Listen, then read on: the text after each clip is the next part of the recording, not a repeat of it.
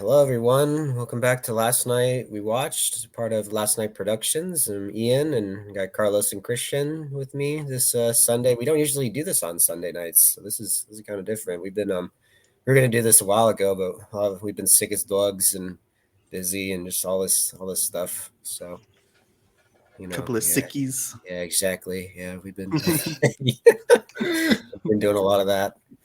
But yeah, we finally found a time to come together, and tonight we're talking about the 1995 film Dead Presidents by the Hughes Yes. brothers. Yeah, that's awesome. In fact, which one? Okay, so out of all, there's this cover, then there's this cover, and then there's the one that Carlos is using as a background. Which one do you think, guys, is the best, or which one do you guys think is the best? Ooh, put up the other two. Show me the other two, Ian. So there's that one. That one's pretty cool. And then the one that you're kind of using for the Last Night We Watched title card, and then there's the one that you're using. Okay, this is what I think. Yeah, both these two were on because they released two soundtracks for this movie, and I think these were the covers. And then the one behind you is the main theater poster. I like the one behind you, Carlos. I've always liked it. It just looks so creepy. Like I've always liked that. Very ghostly, almost looks like a horror film. Yeah, just very striking. Catches your eye. Yeah. Yeah, I think that you chose this one for Veterans Day, which we're all sick for, but yeah, we get to do it now. Yeah. I mean, we're not too far. It's not even a month after Veterans Day. It's only, let's see, 7, 8, 9 days. It's not too bad. Yeah. Voice. But very timely. Yeah. I actually I didn't tell you guys just real quick. I watched Rolling Thunder the day before Veterans Day because Quentin Tarantino talks about it in his book, and that's a really good one for Veterans Day too. Maybe next year we could do Rolling Thunder. Yeah, definitely. Are they veterans in that one? Yeah. He comes back from Vietnam, and they give him like the money and everything. That's like him and Tommy Lee Jones are. They just came back from Vietnam. Oh, if you haven't seen that one, Kristian, we got to do that one soon too. Yeah, that's a great pretty awesome. Yeah, good movie. Yeah, but out of all the films that you could pick, why'd you pick this one for Veterans Day, you think? So last year we did First Blood, and I just like these movies that kind of show what it's like for people to come, especially like these movies is very similar because they're both coming back from Vietnam, and I feel like that's more appropriate, say, around Veterans Day than like a Saving Private Ryan or like Apocalypse Now. Right? Nothing wrong with those movies, but it's like they don't really show like the aftermath, Right, yeah. And these ones do. I mean, there's only like, I think maybe they're only in Vietnam for like a half hour of the movie, and the movie's about 2 hours, so that's like a quarter of it. Yeah, I really like that. It really shows like, the veteran side, the after you're in the military or after you're in the war. Even I think it's very apropos. Yeah, and the before. Yeah, exactly. Yeah. So I thought it was apropos for Veterans Day, and First Blood I thought was apropos too because John Rambo's been out of Vietnam for a little while and everything, and just I don't know. Plus, I just like this movie. Yeah, it's a great movie. No one fucking talks about this movie either. Exactly. So. Yeah, I never heard of it until you showed it to me a couple years ago for Veterans Day. Yeah, it's a good film. Yeah, I think I first heard it, but the first time I ever saw this get references, they kind of parody it in Half Baked. They like rob. Really? I forget what they're robbing, but one of the guys does the face paint. Oh, nice. From this movie. Oh, are they robbing like the medical weed? Yes. That's what it is. Yeah, and one of the guys is I forget what guy it is. I think it's like the Latino guy. He's got the dead president's face paint. I remember just being like, "Why is he dressed like that?" And then come to find out, oh, okay, they're referencing this movie. But yeah, which I think you mentioned it. It's directed by the Hughes brothers, Albert and Alan Hughes. Yep. I guess this is only their second film. Behind this one. This is their first Menace to Society. And in fact, that's Anthony from this movie, Larenz Tate. He's also in Menace to Society. Yeah, this is Criterion, which I'll talk more about Criterion later. Slick. Yeah, I was trying to research that movie, Menace to Society, and all I could find was that symbol 2 and I was like, oh man, this must be like the sequel to the first one. Yeah, the So that was throwing me off. Menace 1 Society, Menace 3 Yeah. Society. Yeah. They only made the second one. Well, Yes. before that too, I heard that the Hughes brothers got their start directing Tupac Shakur music videos. That's Right. cool. I have heard they had a really bad falling out with him. I think it was because That sucks. he was going to be in Menace to Society, or either that or he was visiting the set because he was dating Jada Pinkett Smith at the time, and she's one of the main leads in Menace to Society, and they apparently got a really bad fight. Him and the Hughes brothers, or one of the Hughes brothers, and that kind of soiled their relationships. That's too bad. Yeah, it's kind of a bummer. But I read that they were. What were you gonna say? I heard that Jada Pinkett Smith was going to be in this film. That's what I was just gonna say, and she didn't do it because of that reason or something like that. Ooh, that's okay. Yeah. Well, hey, it works. I think the leading ladies in this are pretty good, especially I forget her name. Let me look it up. It's the one with she's doing the dual wielding at the end. What the hell is her the Black name? Panther lady. Yeah, Nabush, right? I don't know if I'm saying her name right. She's Delilah in the movie. She's the sister. I like her in her role. Larenz Tate knocks up. Yeah, she's got a very interesting arc, if you can call it an arc. Yeah. I probably would have been thrown off. I would have been thrown off by Jada Pinkett Smith. I'm glad it was somebody different. Yeah, no, I think she does. Nabush Wright does a good job in this movie, personally. Yeah. She's in it towards the end, mainly. Well, she's in the beginning too. She's like I think they're trying to portray her as like a really young kind of high school. That's one of the things, especially this time watching it, like when they're in the car in the beginning, like the milk truck. When they're talking about like graduating high school, I'm like, these fucking guys are not. There's no way in hell these guys. Especially Chris Tucker. Yeah, like no, these guys are like older than us, for Christ's sake. Like that's one thing I can kind of maybe say bad about the movie. It's like there's no way in hell I believe these guys are in high school. Yeah, or even Nabush Wright and Rose Jackson, who plays the Juanita, the girlfriend. Like, you people aren't in high school. What is this? They all the guys. They all look the same when you flash forward to the Vietnam War stuff, pretty much too. Maybe a little, maybe because of the face paint, maybe. Yeah. Oh, well, definitely. Most of them is Bokeem Woodbine wearing any face paint? Yeah. Maybe in a couple scenes. Yeah. Well, he's not. You don't see him until the military stuff, but yeah. God, that fucking head. Dude, the head. Yeah, he's a wacky guy. He's a crazy kind of guy. Part of me felt kind of bad when they convinced him to like get rid of it. I know, right? Well, the good luck charm. Yeah. Well, I mean, that's when Christopher from The Sopranos gets his penis cut off and disemboweled. So, I mean, I don't know. He might have been right. Yeah. Was this your first time watching this, Kristian? Yeah. Mm-hmm. After knowing about it for a long ass time, I thought it was great. Nice. I wish I watched it earlier. I just didn't get around to it. So apparently, it's back on. It's back on Tubi. Apparently, I kept trying to watch it on Tubi. It kept showing this one like random thing called Dead Money. Yeah. It takes you to a different movie. Yeah. This isn't what. I was watching that for like 5 minutes. I was like, this doesn't feel like it should be Dead Presidents. No, this is well, that's a lie. Never mind anyone that's watching. This is not on as of right now. This is not on Tubi. What the hell? That's lame. Yeah. Apparently it's on Roku. I was trying Roku, but then it showed me Dead Money again. Oh my god! What is with that? What the hell is this Dead Money movie? I don't know. Ridiculous. This is one that I had to buy for sure. Hopefully you can purchase it on Vudu if you want to watch it at home. Hopefully it wasn't too much. Yeah, it was fine. But yeah, for some reason, all the streaming services say they have it. They don't. And then when you try to pirate it, Showtime does have it. They're not lying. Oh, okay, they do. Yeah, they do. I probably used my free trial already. Yeah, yeah.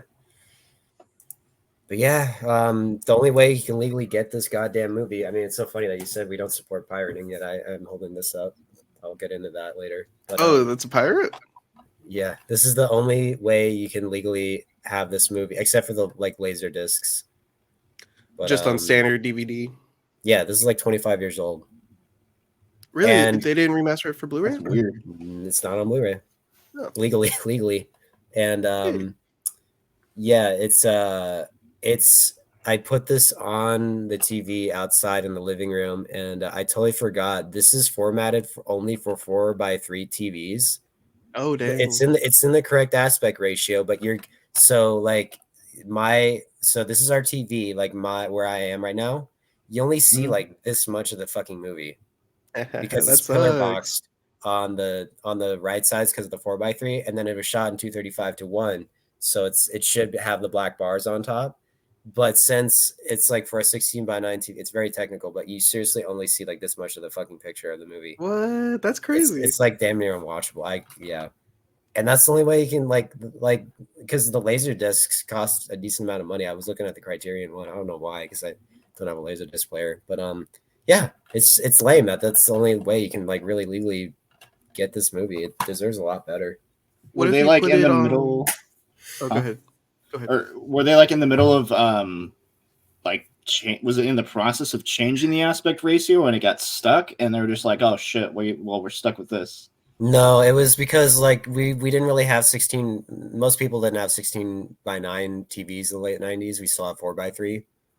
Oh, gotcha. So they just they're just like, yeah, fuck it, whatever. Would it look better if you put it on one of those giant TVs with the big old backs? Probably, yeah, the CRTs. Yeah, because those are 4:3. You're still, I mean, it's still gonna be like, small. It's gonna look better, that's for sure. But no, it deserves better than that. Like, there's a person selling this, I own it legally with the DVD, so that's the only way I felt justified for buying this. It looks pretty good. It was glitching out on the Xbox. I don't know if it will glitch out on my 4K Blu-ray player, but it looks pretty good. It could look a lot better, but it looks pretty good. It looks better than the DVD, that's for damn sure. But yeah, they did a pretty decent. I mean, it's got the synopsis and like the cast right there and everything, and pictures from the movie. It's a great one of her with the dual wielding. But it just deserves better. I shouldn't have to own a bootleg of this. Like, it's just silly. Yeah, that's surprising. That's like, this movie is like easily quality enough to have a Blu-ray release.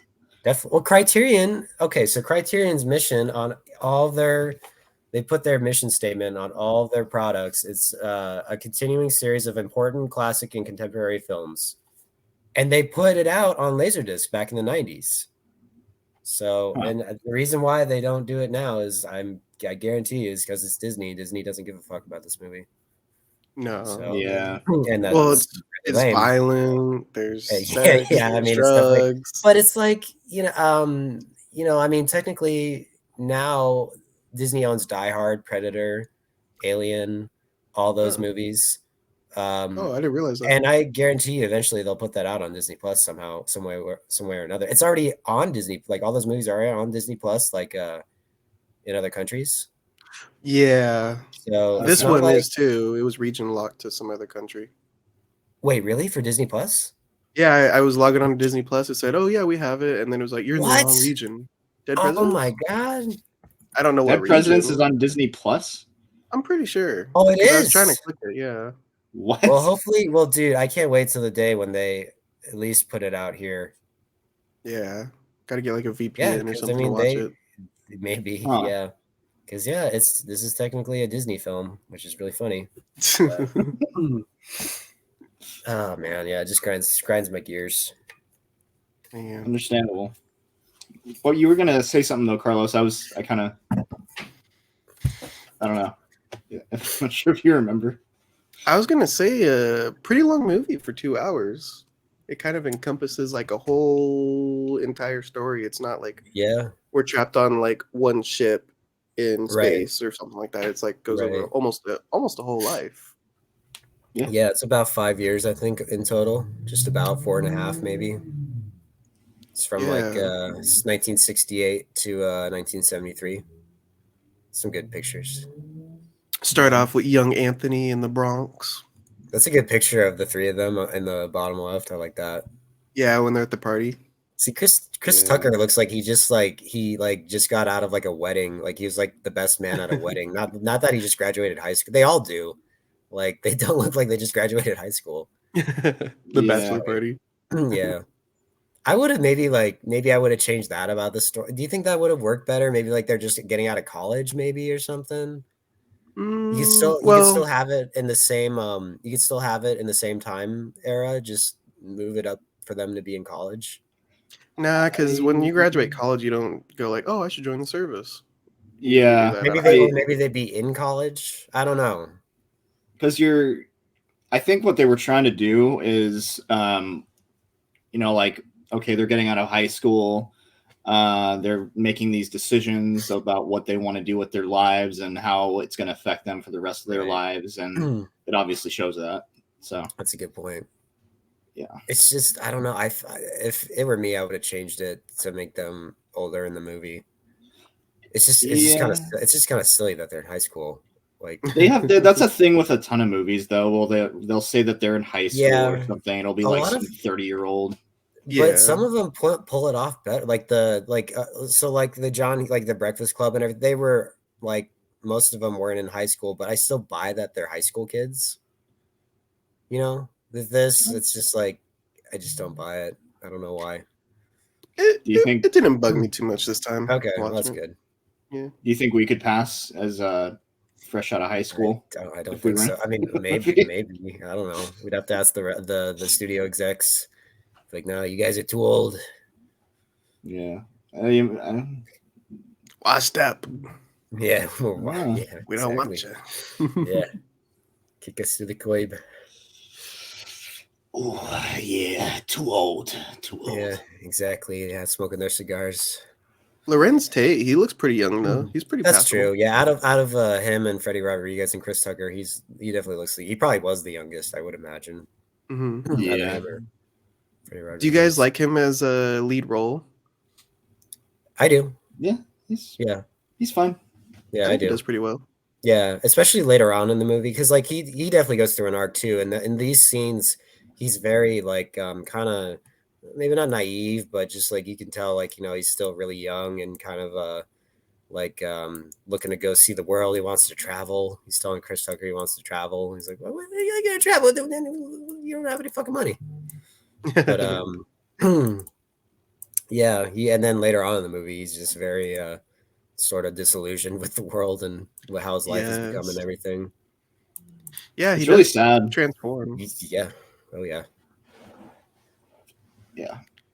I'm so glad we have Keith Davis playing Kirby in this film, dude. We love Keith Davis. The Arbiter himself. Keith David. You say Keith David. Did I say Davis? Fuck.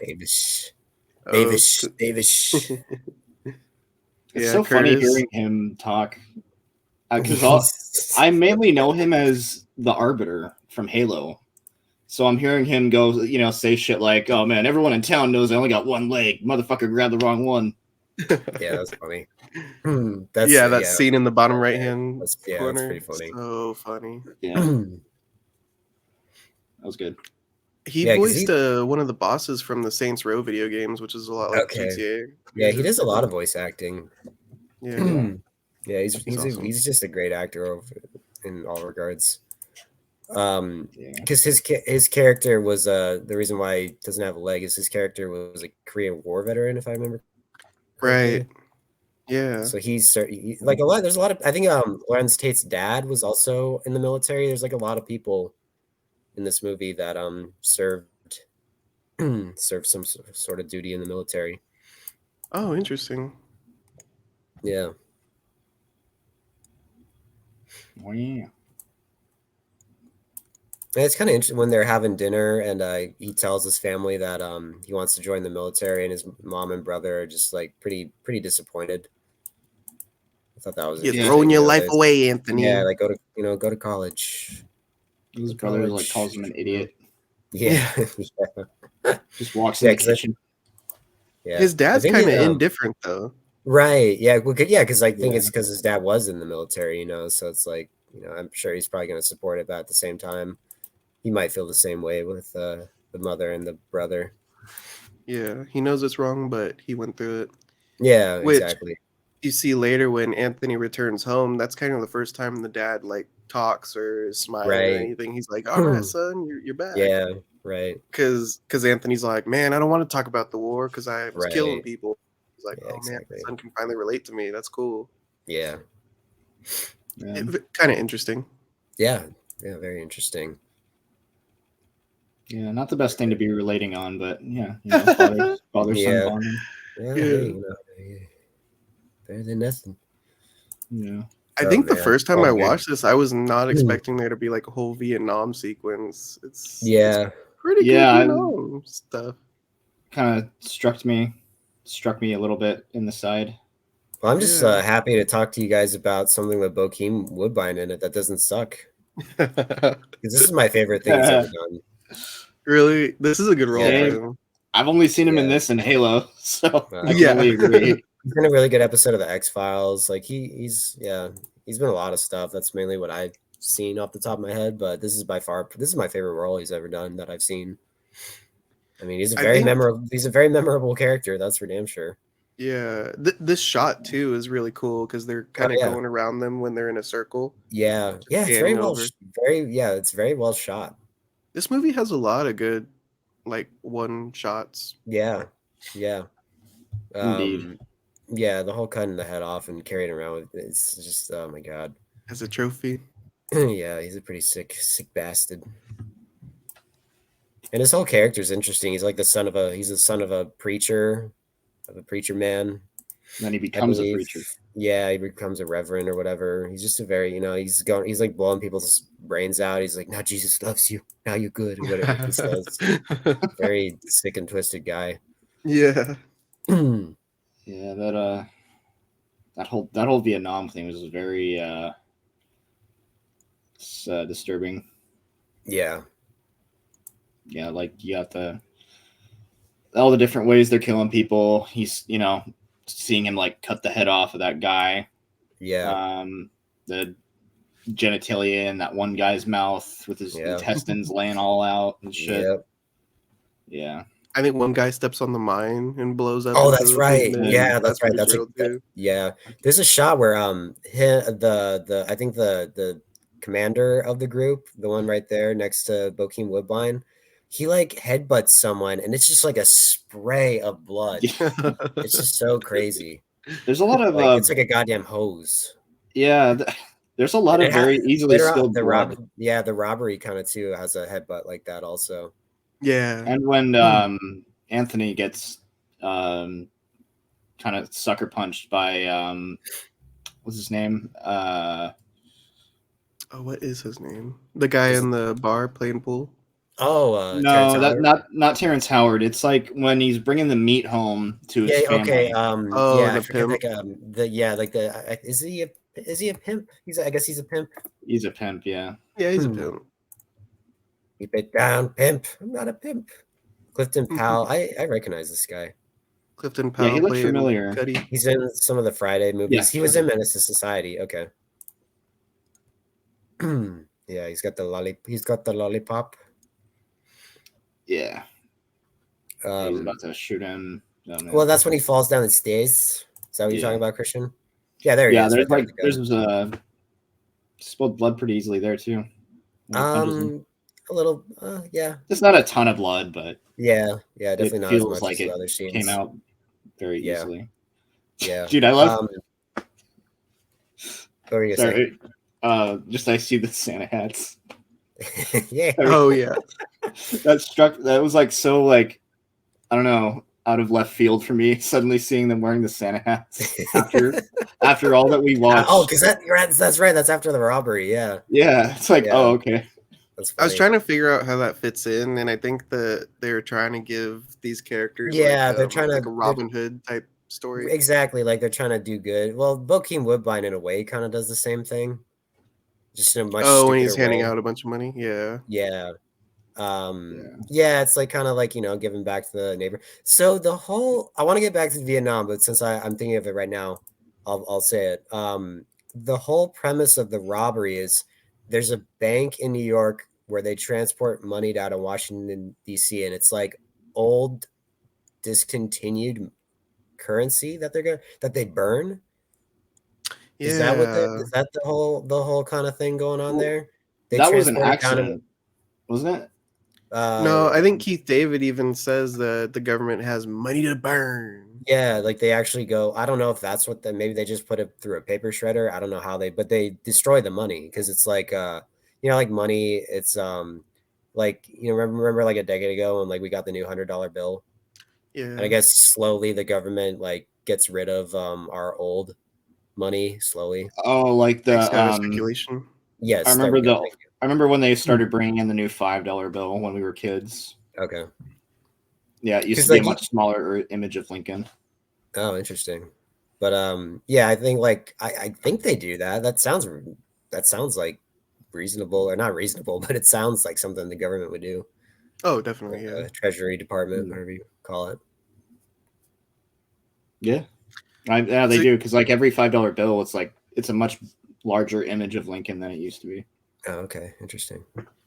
It's a good premise to kind of like. Oh yeah, try to do a heist.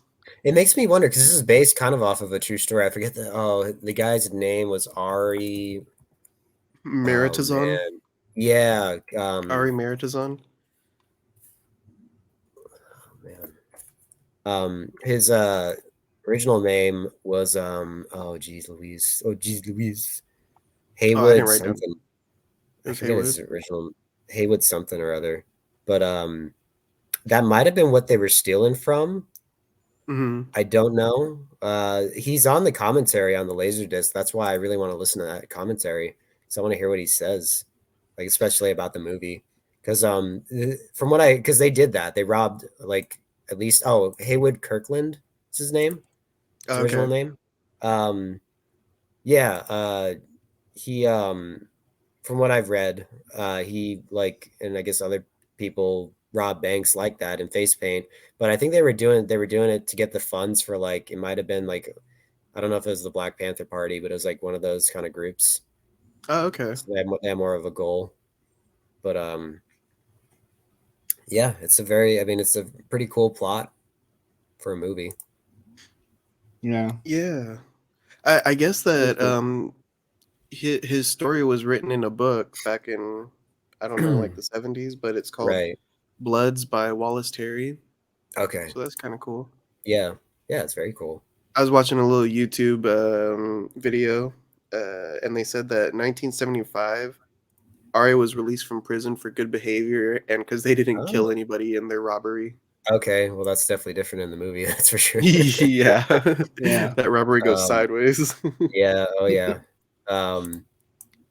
Yeah. I also saw in 1979 that Ari was he was honored by Jimmy Carter at the White House for working with incarcerated veterans. Oh wow, that's really cool. Wow. Yeah. That's awesome. Yeah, that's really cool. And then 1990, he was hit by an 18-wheeler truck and almost fucking died. Oh my god! Wow. Like what the fuck? Jesus Christ. And then finally, they said in 1993, 3 years later, he becomes a minister, kind of like Bokeem in this one. Oh, interesting. Oh. Yeah. Wow. I wonder what he thought of this movie. Again, that's why I want to listen to the goddamn commentary. Yeah. I think he liked it, probably getting his message out there. I would certainly hope so. Yeah. So going back to Vietnam, do you guys, that's one thing too, maybe I could say I might have against this movie. Do you guys like do you think it looks like Vietnam? That's a good question. I don't know. A lot of jungle. It feels, there are some parts in it where it feels a little bit like some videos I've seen of like Marine training on I forgot what it's called, where it's like one of these training facilities in Georgia or something. It's like Paris Island or something. Okay. It kind of reminded me of that. Like they might have just filmed there and like got the military permission. They filmed it in the Vietnam scenes in Florida, from what I read. Oh, okay. Okay. That's interesting. I don't know, like, to me, it just, a lot of it kind of looks like they're just in the woods. Yeah, that's kind of, that's what Paris Island looks like. Okay, or like it Marine just looks like training. they're kind of like maybe like in the woodsy part of like a golf course or something. Yeah. I don't know. But Like there's to a me, cow. There's a cow, and they called there's in a like mortar strike. a water buffalo. Yeah, Yeah. yeah. You know, they could have just imported a water buffalo. Can we get a cow shipped over here? That's one thing like I've always kind of not really cared for in Full Metal Jacket, the Vietnam scenes. I've never thought like that. To me, it's just like I've never thought they were in Vietnam. It like never. It looks like Vietnam they're in more like Syria or something. It just doesn't look like Vietnam to me. But, Yeah. because I think they've shot that in Britain. But Oh wow, okay. yeah, I could be wrong on that. But I never questioned any of that. It just I don't know to me. I mean, not like I've been to Vietnam or anything, but it just I don't know. From what I've seen, like in documentaries and everything, it's just like this doesn't look like Vietnam. They do have that scene when they're taking pictures back at base camp of Right. all their buddies, and that reminds me a lot of like the classic Vietnam films, like Apocalypse Now or something like that. A little bit, or maybe like Forrest Gump or something. Mm-hmm. Bit, they're all posing. Right. What do you think looks more like Vietnam, this or Tropic Thunder? Maybe Tropic Thunder. Yeah. Yeah, a little bit maybe. Yeah, like you know, the Vietnam scenes, they are good. They're not my favorite part of the movie, or maybe even the most effective scene. Like it's Bokeem Woodbine's character that makes the whole Vietnam scene or part of the movie so effective. Mm-hmm. Yeah. And I guess I forget it's Christopher from the Surprise. It's like Michael Imperioli, I think is maybe how you say his name. His character is also pretty memorable. A, what happens to him, and B, you know, Larenz Tate pretty much mercy kills him, which is definitely the right thing to do for him. I mean, he even says like, you know, I can't go back like this. It's like true, like you don't have a penis, so I don't blame why you want to die. Yeah, he injects him. Yeah, he gives him the overdose of the morphine, and start seeing blue. Yes, it's important blue. But yeah, do you guys like the Vietnam portion of the movie? I like it. It's not my favorite, but yeah, I definitely liked it. What about you? Like Go ahead. I liked when him and Chris Tucker were talking. That's Chris Tucker, right? Yeah. When they're in the little bar. Yeah. He tells one of the ladies to go over and suck his. Yeah. He's gonna get really high. Whatever. Yeah. Yeah. When they're talking about like going back to the real world and stuff like that, I thought that was cool. Yeah, and we also learned that Larenz Tate had a kid with Juanita's the Juanita character, and I guess he doesn't even write to them much just because I guess I don't know, maybe just too hard for him. He doesn't even want to look at his kid. Yeah, like the picture that he has. Yeah. And it's all downhill from there. Yeah. Well, I think when he gets back to New York, that's when things really start going downhill. For the most part. It's when we first get the idea as an audience. Yeah. Yeah, it's funny. Like the only person he really writes back to is Keith David's character. Oh, that's right. Kirby, I believe. I'd write back to Keith David. Yeah, I would too. Okay. Cool guy. He's a cool guy. Well, he can probably relate to him better because he's a veteran as well. Exactly. Yeah. Juanita just doesn't get it, man. Yeah, and maybe his parents don't either. Yeah. His dad. Yeah. His dad was in the military. Yeah, but I feel like he definitely had more of a connection with Keith David than his father. At least that's shown in the movie. Yeah, it definitely seems like he gets along better with Keith David as if he's his real dad. Exactly. He goes and runs the numbers with him, so to speak, and drives him around and everything. And, you know, it goes to show that they definitely have a bond. You guys, what do you think of Terrence Howard? He's like, I like him. He's quite the prick. Yeah, he plays a good prick. Yeah, he does in this film. Pretty big prick. Agreed. Yeah, he's a mean guy. Yeah, he kind of gets what he has coming for him. He just gets beat up. Larenz Tate just beats him up. He's really fucking hard with a pool stick. Yeah, that's a good. I like how Keith David just kind of lets him do it. It's kind of nice. Yeah, he's like, he kind of deserves this. Yeah. Okay. In the Vietnam sequence, I think it's after they blow up our friend from Sopranos. They find like a little flyer that says "Give up, Oh, black troops." right. Like, and throughout the whole movie, even people at home are like, "Why would you go off to this war and fight a white man's war?" Yeah, Chris Tucker says that. Yeah. Yeah, because they don't care about you. That Right. wasn't Yeah. the only other place I've really heard that like propaganda of trying to tell black people like, "Why are you even fighting this war? They don't respect you at home. You guys used to be slaves." Was a Spike Lee film called Miracle at St. Anna in Oh, 2008. I okay. don't know if you guys saw that one. No. That was a World War II film, Oh, okay. Wow. and they kind of drop the flyers and have like a radio broadcaster saying the same exact propaganda. That's interesting. Was that true? Did that actually happen in World War II? It must have, and maybe Okay. the Vietnam War. I don't know. Okay. Wow. I mean, yeah, how much of this is, just for the film, Right.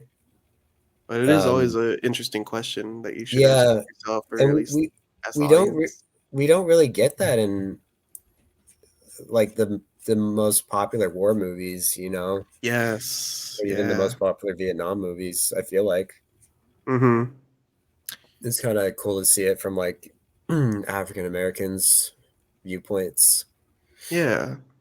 That's kind of the theme of this whole film, actually, is like, why would Yeah, you go off and fight that war when right. you come Especially home and you can't even get a job?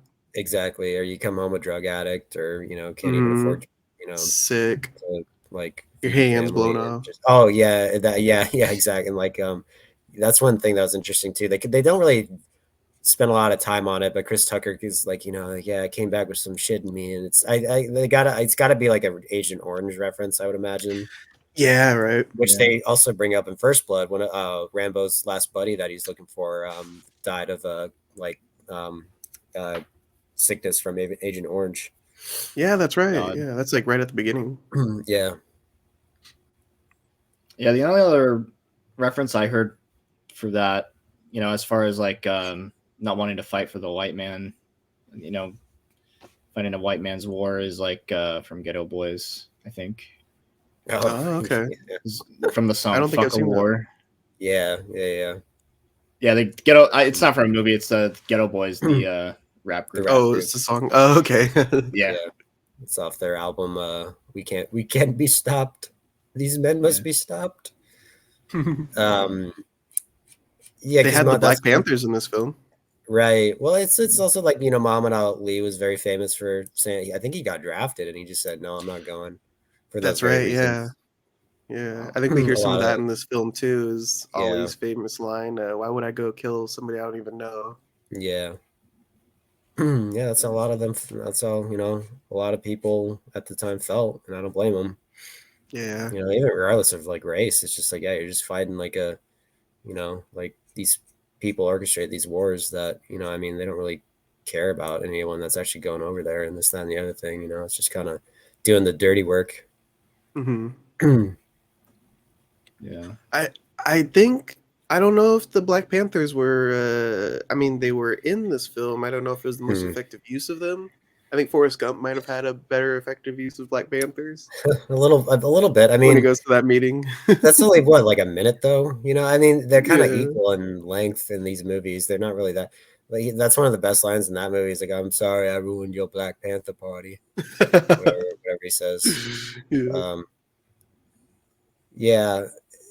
It's more just like in this film to say like, oh yeah, they were historically there, maybe. Well, I think it's also like to kind of it's for the sister character, to show that she's really bought in, or not bought in, but she's really kind of engulfed herself in these ideologies, so to speak. Down with the revolution. Larenz Tate goes there because some random guy gives him a flyer. Like, he doesn't know she's going to be there. It's true. So it's kind of serendipity that they meet each other there.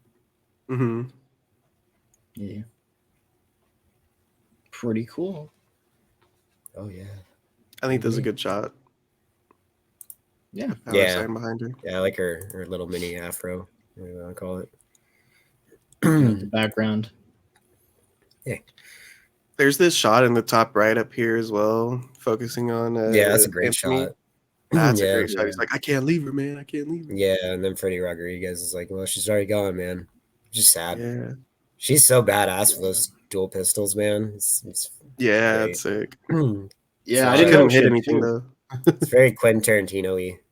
Mm-hmm. Yeah. Like just God, man, it's so like people get really screwed up in that whole sequence. Yeah. Like I love that he blew up the whole armored truck. Right. And he doesn't even care, he just gets a kick out of it. Chris Tucker's all pissed off at him. It's so again, that's very Tarantino-y in a way too. You know, it's kind of like when John Travolta actually shoots the guy in the back of the car. Oh, you know? Yeah. It's almost just a like big fuck up. It's almost kind of played for laughs, kind of. Yeah. Because like shit like that could happen, you know? You could accidentally just kind of, and you can tell like throughout the whole movie, you could kind of tell like even Keith David calls him a pyromaniac. You can tell he's very into like fire and explosions and everything. That's probably why he got put in a demolition unit in Vietnam. They probably knew how much he liked that stuff. Oh, that makes sense. We'll put him there. Yeah, it's pretty good. It's pretty funny. Yeah, he's a demo expert. He's supposed to destroy stuff, not like just do a light little break in. Yeah, I mean, he probably could have. It's just he's just too kind of like a kid, you know. It's like, yeah, but what if I put more in here? Just like, I don't know, maybe just absent-minded while I was making the bomb. Who knows? Maybe secretly he did want to see it really just blow the fuck up. Who knows? Yeah, you never know. Probably. He's fucking excited about it. Yeah, exactly. Yeah, he's amazed. Yeah. How about how he bites it though? The cops are chasing him down the alleyway. Again, it's very Quentin Tarantino. He like shoots the guy driving the cop driving the car, and then they just ram into him, and he just gets pinned against the wall. Yeah. Spoiler alert! Everybody either gets arrested or dies. Yeah. The main folks. Which, if you're watching this, hopefully you've already seen the movie. I would recommend it. Go find it. This is a good action film. Go find it somewhere. This came out in 1995, motherfuckers. Yeah, you better have watched it. Yeah, exactly. I just watched it for the first time though, so.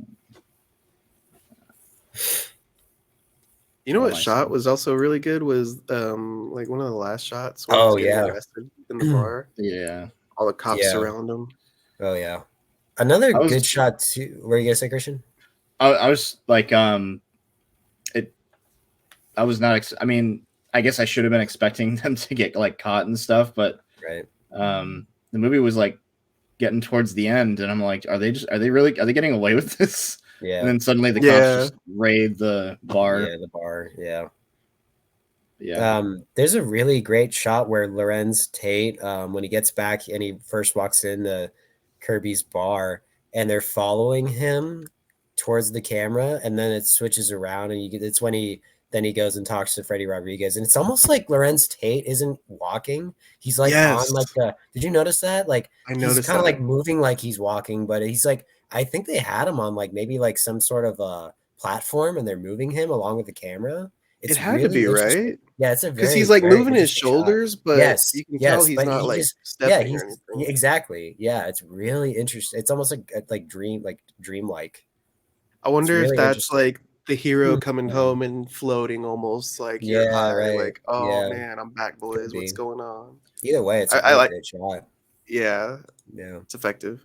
Yes. Speaking of dreamlike, the scene where he has his dream, his nightmare. Oh man, that's all like fucking nasty shit everywhere, and that shit's PTSD. Amazing. That's some scary stuff. That's some like really like some Hellraiser stuff or something. Mm-hmm. It's like it's pretty effective. Yeah, PTSD dreams. Yeah, like with the butcher shot, like the maggots and the cow heads and everything, and like Michael Imperioli's head and everything. It's just so god. Oh god. Yeesh. The white ones and the brown ones. Oh god. Yeah. Exactly. Yeah. When I was trying to watch YouTube videos on this one, everybody kept bringing up the blaxploitation era of film, which was probably like 60s, 70s. I think it started in the early 70s and lasted probably to the mid 70s. Okay. It was big. A lot of, I think Quentin Tarantino talks about it in cinema speculation. A lot of people credit the first movie to really kick off the black exploitation genre was Sweet Sweetback's Badass Song, and that That's came it. out. When did that come out? That came out in They're 1971. saying that's one that you got to watch to understand everything. I've Like, seen it like once. I was not a big fan. Really? Yeah, to me, I mean, it's important. It's an important movie. You can't deny that. But there's just so many other blaxploitation movies. I'd rather watch Shaft. Like I'd rather watch. Let me see a list of. Dolomite. Oh, Dolomite. Dolomite's fucking awesome. Yeah. The one with Eddie Murphy is cool too. Yeah, that one is good. I've never seen Superfly, but the soundtrack's great. Which the soundtrack to this is fucking all the Pam Grau, Foxy Brown, Coffee. Those are awesome. Specifically, Coffee. Well, some people would argue that it I guess that's why it's called blaxploitation, is because it's almost like a bad image of black culture and stuff.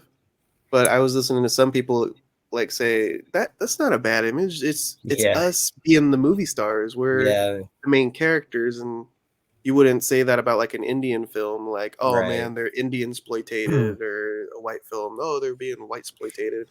I thought that was interesting. Live and Let Die. I mean, that's a James Bond movie. That's pretty blaxploitation-y. That was around the time. The 70s were a really weird time for James Bond because like they were trying to capitalize on all that stuff so much. They did it in Live and Let Die with blaxploitation. They did it in The Man with the Golden Gun with kung fu movies, and then with Moonraker, they did it with Star Wars. Like they were so wanting to like cash in on like the big genres at the time that they that's just interesting. Like throw them into the movies. It's really weird. Huh? Yeah. I mean, they make them unique. I mean, are they great? I don't know, but they make them unique, for sure. I guess the reason that people bring up that era of film is because not only is this film set in that era, but like in the 90s, they're making films like this, Dead Presidents, where the main character has like a real story that you would see maybe in like a Saving Private Ryan, where it's a white lead, or like these are epic stories, maybe like a Forrest Gump where it's a white lead again. Right. And around that like late 80s, early 90s, like with Spike's lead movies and like Boys in the Hood and Menace to Society, even Friday came out the same year. We kind of got like a resurgence of kind of black cinema in a way. Yeah. Where and they're black directors as well instead of white directors in the blaxploitation era. So that's kind of interesting that this kicks off almost a new era of voices and storytelling. Right. And then the lesson in the video that I was watching, they're like, and then it kind of devolves again with like a bunch of gangster films, and people just want a bunch of gangster films, and then it puts a whole nother look on the black community. Yeah, but I think like most of those movies, the message is like this is like not a good way to live life. Even this, really, Yeah, right. Crime is not a good thing, a way to live your life. Mm-hmm. Kind of interesting. Sure. Interesting stuff. Because I mean that's why I've always really liked this movie, is just with like a lot of crime movies, it's just really cool to see all this stuff, especially with this, like the way it's just so, again, it's almost like a Quentin Tarantino level of violence where it's just like so in a way stylized, like the part where Chris Tucker shoots the one dude in the back of the head and it comes out of like his police cap almost. Very brutal. It's just so amazing. Gnarly. Apparently, I don't know if it was put in the movie on the Laserdisc, the Criterion Laserdisc, but apparently they had a section of deleted scenes where I guess they had to cut out a lot to get an R rating, because I guess it was even more violent. Oh, wow. And I think they put it back in some form in the Criterion Laserdisc, which again, I really want to see that. That sounds amazing. Yeah. That would be cool. Yeah. And how much those go for nowadays? The Criterion Laserdisc? Yeah, or a Laserdisc player. If you want a good one, it was like really expensive. Let's see. I looked up the Laserdisc a little bit ago. And it was like brand new and it was pretty pricey. Let's see if it's still on there. Yeah, there's like, well, there was one listing. Maybe it's gone. I don't think it's easy to find. Yeah, I mean, I wouldn't. I mean, I'd try to get a used one if I was gonna get one. Well, see, that's the thing. They're like so hard to find. I think it's like if you want one really bad, like you gotta like beggars can't be choosers. Yeah, I guess someone bought it because the Disney Laserdisc is the only one I'm seeing now. Oh dang! And but I don't know. I'm hoping someday somebody will do something with it, whether it be Criterion or someone. Yeah, it deserves to have like a really nice release, especially with the cast. It's such a big cast. A great cast. Yeah, it's not a movie that should be forgotten or buried. No, not at all. I mean, I mean, Chris Tucker, Keith David, Larenz Tate, Freddie Rodriguez. It's just Michael Imperioli for a little bit. Disney probably doesn't like it because in IMDb, one of the factoids is the word "fuck" and its variants are spoken 247 times. I read that. That's hilarious. They're gonna have to have a lot of bleeps if they want to put it on Disney Plus. That's so funny. Yeah, they got to put in like the closed off section. Like remember Dimple had like the closed off section for their porn. It's gonna have like the Disney Plus section. Gotta go behind the curtain. Yeah, exactly. Yeah, they kicked me out of there once. Where the mouse can't find you. Why'd they kick you out? Because you were giggling back there. Yeah. Well, I think they just saw me go in. They're like, "Hey, I don't think that kid is. I'm pretty sure that's a kid that just went in there. Yeah, he's only 5 years old. Get him out of there." Yeah, that's an excited teenager. What can I say? Okay. I want to buy this VHS tape of Backdoor Sluts 9, please. Oh my god, that's too funny. Should we rate this one? Yeah, I mean, is there anything else you guys want to talk about? I kind of wanted to talk about the ending, about what happens to Larenz Tate's character. Oh yeah, we forgot to talk about Martin Sheen. Yeah, it's a cool little cameo. Judge. Yeah, the judge. We don't see what happens to Kirby. Keith I think he probably just gets arrested, and then we didn't even talk about what happens to Chris Tucker's character either. He just heroin overdose. Yeah, that shit. God, that's like right. Oh my god, that scene is so creepy, man. I noticed that the cop that finds his body is from Sopranos as well. Oh really? That's cool. Yeah, I want to say, is it Vinny? No, I couldn't. Just died I couldn't tell you. I like how he's watching Al Green, and the room is it's green. It's green lit. Yeah. This is so creative with his eyes and everything. Oh my god, man, it's such an eerie scene. I was thinking it would be Anthony at first or something. Like they find him dead because he's just like, oh man, my life is over. Oh, the cop is Polly Walnuts. Oh wait, really? Yeah, Polly Walnuts. Really? Tony Sirico, if I'm not mistaken. Oh, really? That was at least him? That looked like him to me. I gotta look this up. Yeah. Are you sure that was him? Yeah, it is him. Oh my god. Oh my god. That's crazy. A lot of Soprano people in this one. Yeah. I wonder if the people that made The Sopranos were Dead Presidents fans. Wow, okay. That's crazy. Could be. I like this is random, but the one scene where like he's shooting up heroin, he just grabs his crotch. Yeah. Just a real quick scene. Yeah.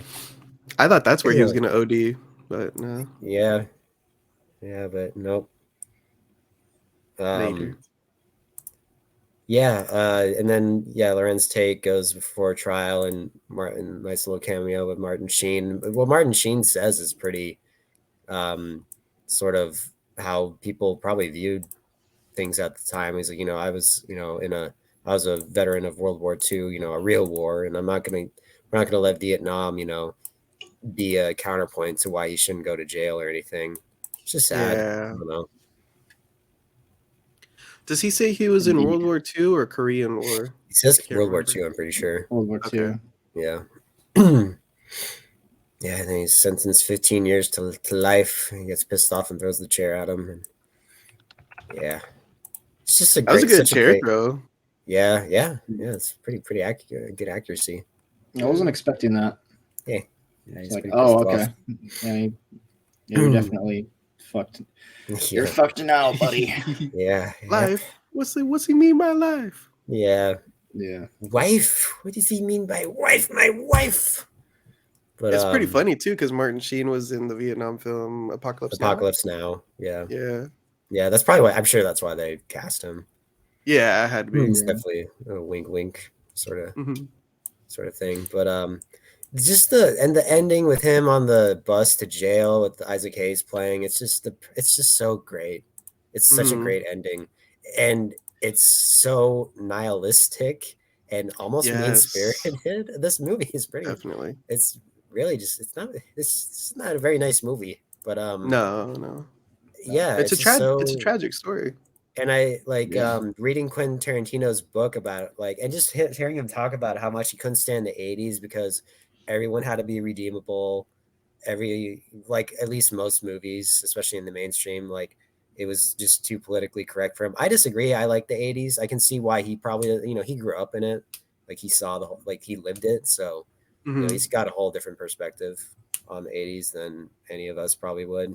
I really like the 80s. I think we listen to any of our reviews, you can tell we really like 80s movies.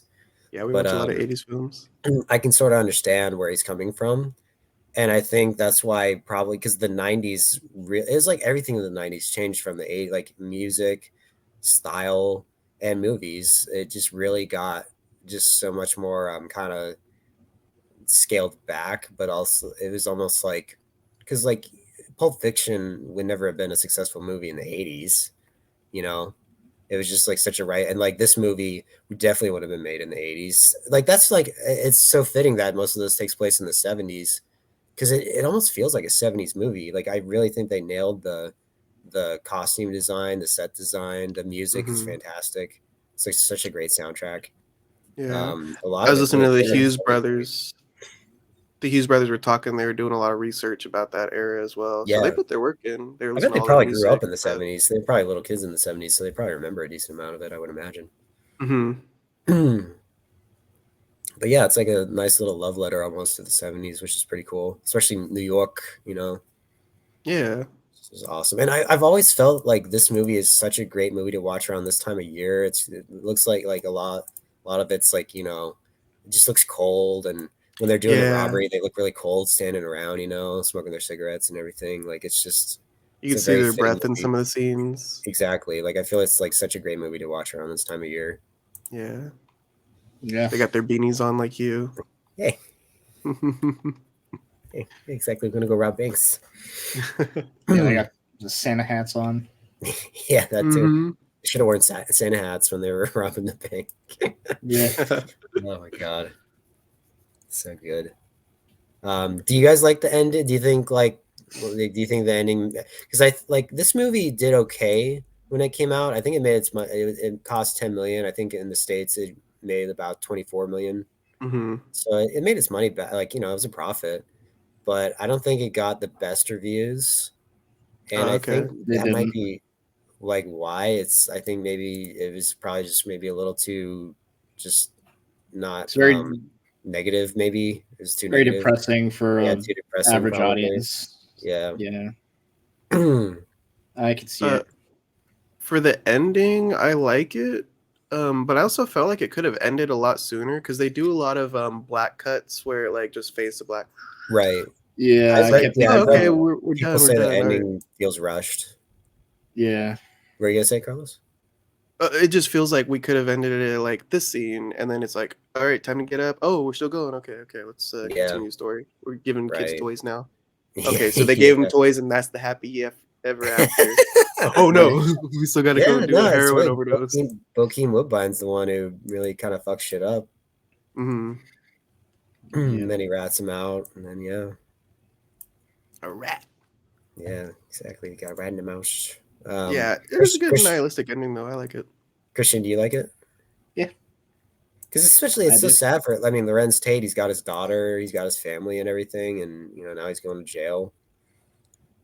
It is really sad, but I think that's what makes the movie so effective. It's just kind of, it's like you said, Carlos, it's just sort of a tragic tale. Mm-hmm. And it's just, I think some people were also, it's like, well, what is it saying? Because obviously it's saying like, these people feel like their country let them down, so they go and rob banks, but then that lets them down too. So it's like, so what is this movie trying to say? And I get that, and I think that's what I kind of like about it. It's like, take away from it what you will. I mean, maybe maybe that's the message of the movie. You can't win. I don't know. The American dream's a lie. I have no idea. I heard somebody say that it's about money. Yeah. You can't live the American dream without the money. Right. Yeah. You need money. Exactly. You can't be a man. I think his wife is saying that a lot. She's like, you're not no man. You don't have a job. Right. Yeah. Yeah. Like he's been there for 6 months. He still can't find a job. He got laid off from the butcher shop. Mm-hmm. And then Cuddy the pimp comes and helps out with money. Right. Yeah. Crazy. Yeah. It's just, I don't know. It's ever since I've seen it, it's just really struck a chord with me. I'm not entirely sure why. I just think it's a really good movie. Mm-hmm. Yeah, it is a really good movie. So, did I tell you guys Cameron's story about this movie? Mm-mm. I'll say this, and then if you want, you guys, we can rate it. But okay. So Cameron Cloutier over on Obnoxious and Anonymous, who we've worked with before. We interviewed him. Roman and I. He's a very good guy. He was working at a movie theater down in the Monterey area when this movie came out, and Bill Clinton was in town. He was working on his re-election campaign, and I guess he was like looking to go see a movie, and the Secret Service came to the movie theater that Cameron was working at, and they went up to like the ticket booth, and he was in there, and they kind of asked him like, what movie are you guys showing tonight? They might have only had one screen, so they're only showing one movie that weekend. And they asked Cameron like, yeah, President Clinton's looking to see a movie tonight. What movie are you showing? He goes, oh, we're showing Dead Presidents. They said, oh, okay, and then they left, and he didn't see him again. Apparently, Bill Clinton was a big fan of that area because there was a chicken and waffles restaurant. Nice. That's what Cameron said. It's pretty funny. A man of taste. Yeah, of course. Yeah, waffle ladies. Yeah, doesn't get any better. Yeah, exactly. Oh yeah. Anyway, you guys want to rate it? Unless there's anything else you want to talk about. No, let's rate it. Kristian, did you want to start? Sure. Yeah, out of 5, I'd probably give this a 4. It's not perfect. Like you were saying earlier, I was thinking exactly towards the end, I was like, oh, it's sort of dragging on a little bit. It definitely does feel like 2 hours to me. Mm-hmm. Not in a bad way or anything, but like how you were saying, it keeps like fading to black multiple times. I was like, oh wow, okay, it's ending. Oh no, still going. But I like the overall story of Anthony's story. I think the acting in it is really good. The music, the set design. Just overall, really cool movie. Really sad, but really cool. Yeah. Cool, sad. So, yeah, 4 for me. What about you, Carlos? I would give it a 4.5 out of 5. I think that it's an all-encompassing film. We got the young adults going into the army, very ignorant, and then coming out of it. They got a little bit more experience. We see a little bit more violence. I think that it's good at holding your attention. It has sex, drugs, violence. Yeah. Exactly. Great cast. Keith David, Chris Tucker, Freddie Rodriguez. Soundtrack wise, I do like all the different music that they put in this film. As for the main theme, it's like that high like flute. It's not my favorite theme, but I can kind of associate it with this film now. Right, yeah. Like if I heard that tone, I'd be like, oh man, are we robbing a bank right now? Also the like face paint, the white face paint with the black eyes, kind of iconic. Oh yeah. I like it. I mean, there's definitely a reason why they went with that for the ad campaign. Mm-hmm. I mean, that would definitely get me to see the movie. That's for sure. I saw that's fucking cool. It's great. I would hang that up in my room or something. Oh yeah, it's great. It's one of my favorite probably movie posters ever. It's just again, it's so sometimes less is more. yeah, right. Just a face like that. Very simple. Picture's worth 1,000 words, so they say. I mean, it's just great. Yeah. And a lot of good shots, like the circling of the camp is a great shot. Yeah, I think it that really, final good shot, cinematography. It really, good again, it just cinematography. makes use of the 235-1 scope. Yeah, Yeah, a lot of great shots. yeah. Yeah, 4.5 out of 5 from you guys. Great movie. Good pick, Nice. Ian. Thank you. What would you rate it, Ian? Well, it's not a 5. I feel like I've been giving too many 5s. I know, right? That's not the reason why I won't give this a 5. Like I said, my gripes with it would be like maybe move him out of high school, and maybe it's not fair to say this about the movie. Maybe it was a budget thing, like the Vietnam scene. Sometimes it's like I feel like this is just like on like a golf course somewhere. I still like the Vietnam scenes, but sometimes I'm like, this doesn't really feel like Vietnam. But and maybe it would have worked. I know, Kristian, do you think maybe 2 hours is? You guys think this is like 2 hours is too long for this movie? Just a tiny bit. Really? I wonder. Okay. I'm trying to figure out what you could trim out, though. Exactly. Yeah. What would you take out? Like, or what do you think should be taken out? Or it definitely is a little bit longer, but I just can't decide what I would trim.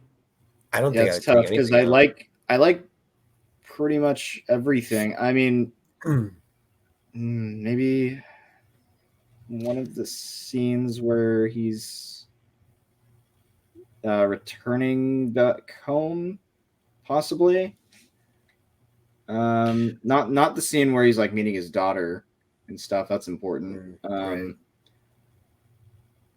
Yeah, it's tough. I mean, I don't know. I guess I felt very misled by the fade to blacks, right? Generally, but I can't really think of anything in particular I would want to take out, especially knowing that there are more scenes in it on the laser. Yeah, I really want to see those. Yeah, I think that's the thing about these long, like epic movies is like Once Upon a Time in America, they kind of like suck you in. Yeah, exactly. They do have like these. Yeah, they have like longer. I don't know. It's just something about it, just the storytelling.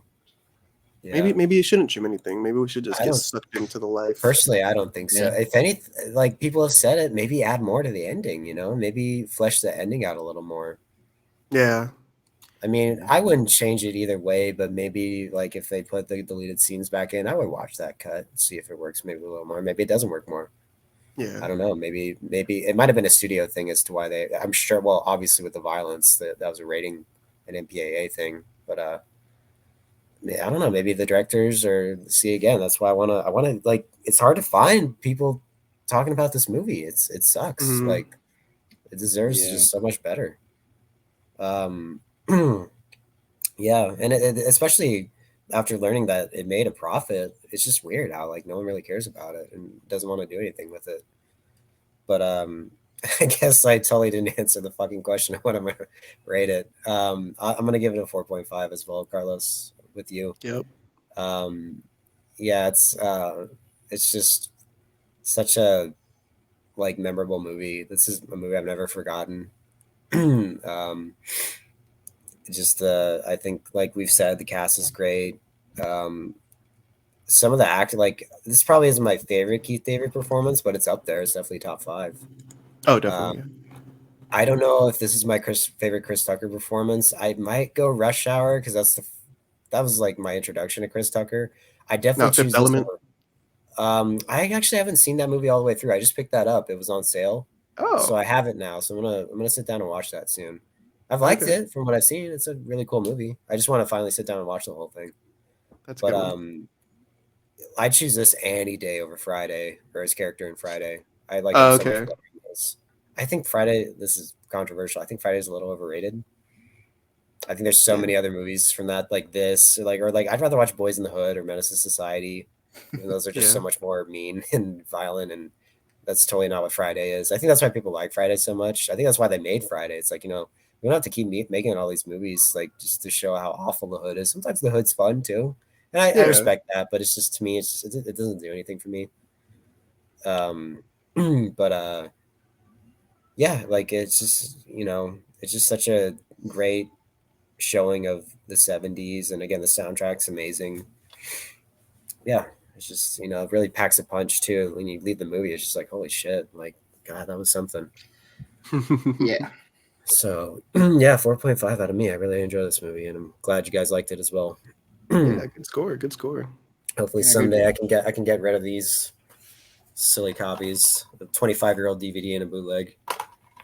One day. Deserves better.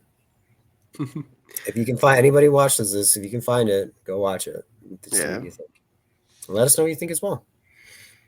This week is Thanksgiving, coming up Thursday.